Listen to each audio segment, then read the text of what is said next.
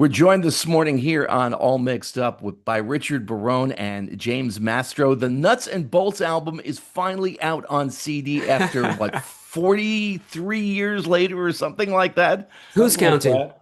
Richard, James, good morning and welcome. Good morning, Jim. Thanks for Good having us. morning. Congratulations first on the record coming out again. And as I was listening to it and going through it, I realized, I guess for the first time, one side is Richard Barone and the other side is James Mastro. And I'm thinking, boy, I wonder if Lennon and McCartney ever thought about doing something along those lines. Well, that would have been interesting, Yeah. but Yeah. I'm sure they did. They were clever boys. So, The What's this? songs work so well together in that way because James's songs, it builds up in one way, mine build up in a different way. So it's really like it's like act one and act two of a play or something. So, Richard, take us back to 1983 and the genesis of the Nuts and Bolts album. You guys are in the Bongos and you're on the road, and out of all of that comes this album. Yeah, we James and I started writing songs everywhere. I mean, we were like, we toured a lot. We did shows every day, and we were in airports every day and in hotel rooms every day, and we'd have our acoustic guitars, which was not really what we would have on stage, but it was where our practice guitars were the acoustics. So we started writing songs on acoustics, and at some point we just thought we could record these. These are cool, and they didn't really sound like bongo songs. They sounded different somehow. And we talked about it. We talked about going down to Mitch Easter's studio, which I had been to with Steve Almus right before we did Nuts and Bolts, recording that first record called Beat Rodeo. And I thought, well, Mitch would be great to work with, and he really was. So we took like a vacation, so to speak, to make an album. Is so that James, basically it, James? Is that basically the what that happened? sounds factually accurate. Okay, good, good, good. As I was And I about to hope I ask you, added a bit of joie de vie to the description. James, I was going to ask you what makes it a Bongos song. And I'm thinking, when Mike Nesmith presented different drum to the Monkees producers, they said, well, that doesn't sound like a Monkees song. And he said, but I am a monkey. So you are a bongo. What makes those songs? They're not quite bongo songs. Right. Well, I was the fourth member. I came in a little later in the picture, So, um, Richard, I loved his songs, and that's why I wanted to be in that band. Um, but the more we hung out, and the Nuts and Bolts was kind of the genesis of us writing a lot more songs together too. So after Nuts and Bolts, we started writing together, and they ended up on the Bongos. uh, Records, but yeah, I wasn't really looking to be a frontman or a lead singer. And like Richard said, this was more a vacation for us. Kind of Really? let's go in the studio, mess around, see what happens. And we had a great time. So it was no pressure. And it's I was happy where I was doing that, and then happy being on the side playing guitar when the bongos got busy again. So. You have a show coming up May 30th at 503 Social Club in Hoboken. And James, tell us about 503 Social Club for people who have not yet had a chance to get there. 503 Social Club is just a very small 45 seat quiet listening room, even though I fear we will be a little louder than the norm. I Even think as so. people, we generate a lot of noise.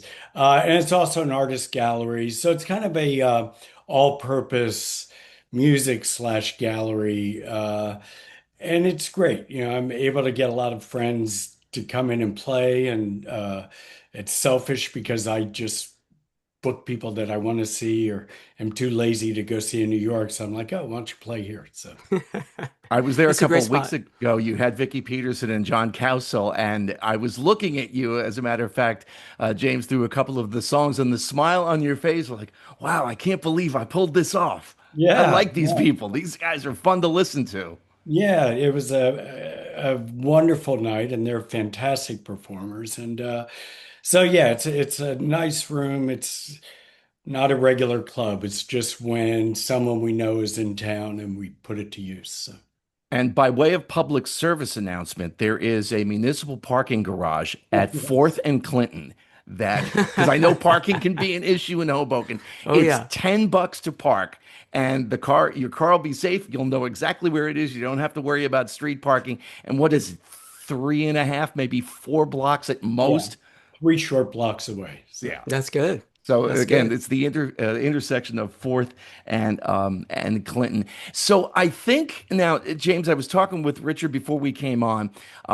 You delayed your first solo album for what seems like forever. It just came out, what, 2 years ago. Uh-huh. So I guess it's not that much of a shock that you really are only waiting till now to do a tour behind nuts and bolts. Uh, well, yeah, and mine and Richard's schedules aligned where it let us both go out and do this. And we're both kind of disappearing in the summer for different things, but we're talking about maybe doing some stuff in the fall. It's been a riot driving around. Just we never get to spend this much time together like we did in the old days. So Right. it's been really great. And Richard's a good navigator, so he I try. gets I us try. there on time. And yeah. And We have a Richard, great time. where do the bongos fit into all of what's going on these days? Well, the Bongos are always, they're like, a band of brothers, and we occasionally are able to do tours when we're all able to get in the same place at the same time. We did Yeah. some dates last year when the Shroud of Touring, the live Bongos album, was finally released. That had been in the RCA vaults since 1985. And that was a lot of fun. But, maybe next year we might do some more dates. There's rumors that RCA is putting out a Bongos best of collection. And when that happens, we might have some dates around that. It's always fun and great when we get together. It's just not always possible because of our schedules. We do a lot of different things, and but we love getting back together when we can. A lot of different things for you, Richard, includes writing a couple of books, and you had one out of some years ago called Frontman. Yes, And front there's, man. uh, I guess it's in the foreword, you talk about a dream that you have of being on stage naked. And Yes. I wanted to run this dream that I had past both of you because I think you know a few of the people involved. I was in some kind of a rehearsal room with Tom Petty and Mike Campbell, and Okay. the three of us have guitars. And Tom is asking me, "Can you play?" And he throws a song out, and I don't know that song. Can we do one of your songs? My wife is in the room, and she's smiling because she knows I think this is the coolest thing ever. Mike Fornatal is there, and Mike isn't saying anything. But Mike's giving me a side eye. Now, for people who know Mike Fornatal, there is a side eye and then there is the side eye, all caps. So this was just a side eye. I don't know why Mike was there. Again, Tom says, "Well, can you play?" And I don't know that song. Can we do one of your songs? Then out of nowhere, Kurt Ryle pops in. And Kurt leans over and he whispers something to me. And for the life of me, Richard and James, I cannot pick out what he's saying to me. At which point, Mike Campbell says, "Okay, time to go to the gig." And I am in full panic mode. And that's where the dream ends. I have no idea if I Wow. ever got on stage with Tom Petty and Mike Well, Campbell. I see several months of therapy for you. Yes. So That's what's very funny. James, what's your version of that dream? Have you ever had something like that? There are always those fears of not being prepared and walking into a situation, which it sounds like you were in, where they threw a curveball at you. So yeah, I've had those dreams, and I just try not to make those dreams come true. So We're going to be, both James and I are playing with the Feelies next weekend. And that's one of those situations we don't really know exactly we just know we're going to show up and perform with the Feelies at White Eagle Hall is it Jersey? It's Jersey Yes, City. Jersey Yeah. City. Um, and, again, it's kind of a mystery. Like, okay, I'm going to play with you, but we don't really, it's like there's a lot of open-endedness in it. So, that kind of thing does happen when you are a performing musician. Sometimes you just don't know till you get there. Richard, I know you've done some work on radio, and the radio version of that dream is something that every disc jockey has had. Either there's a format change in the middle of your show to a foreign language that you don't speak, Wow.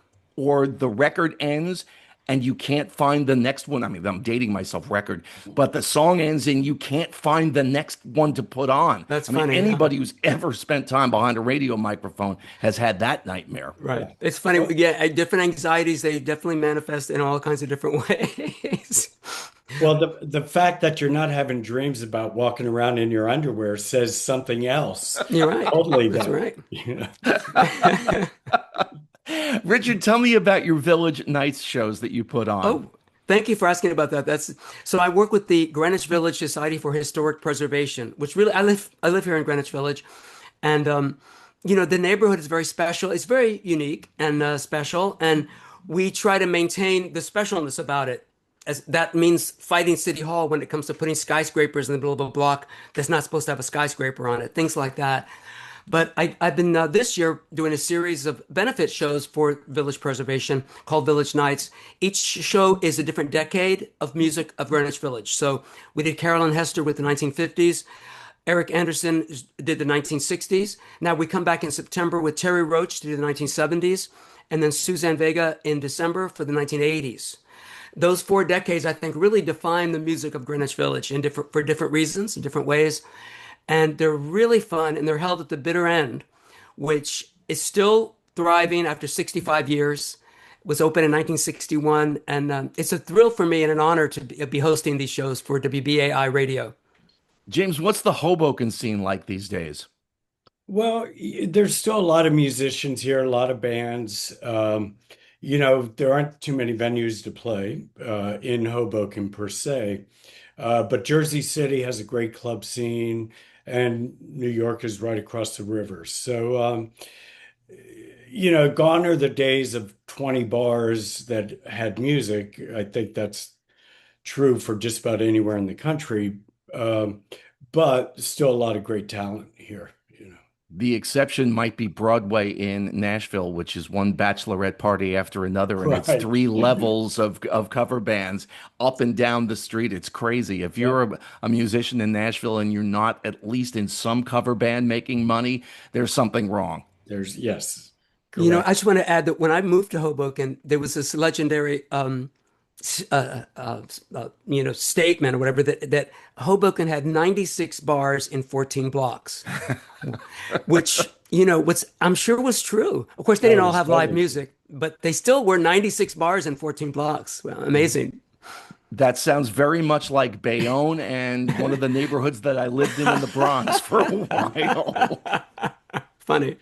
Nuts and Bolts is released digitally for the first time. You can check that out. And again, 503 Social Club in Hoboken on May 30th. RichardBarone.com, JamesMastro.net for all of the information. And thank you so much for your time. I really enjoy listening to Nuts and Bolts again. Looking forward to seeing you on the 30th. Thank you Thanks, so Jim. much. Thank you. All the best.